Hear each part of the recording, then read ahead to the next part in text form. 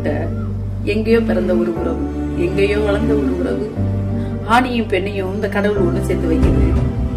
இதுதானே இயற்கை. ஏன் கடவுளே தேவையில்லாம அந்த சந்தோஷமா வாழ்ற குடும்பத்துல மூணாவதா ஒரு உறவு, 2 உறவை சேர்த்து வச்ச நீ அந்த 3வது உறவை ஏன் ஆண்டவா காமிக்கிற? என்னைய மாதிரி இல்ல தெய்வமே, நிறைய பெண்களுடைய வாழ்க்கை இப்படித்தான் சீரழிச்சுக்கிட்டு இருக்கு. அந்த 3வதா ஒரு உறவு வருது பாத்தீங்களா? அந்த உறவு மூலியமா நிறைய பெண்களுடைய நிலைமை என்ன சொல்றதுன்னு எனக்கு தெரியல சாமி.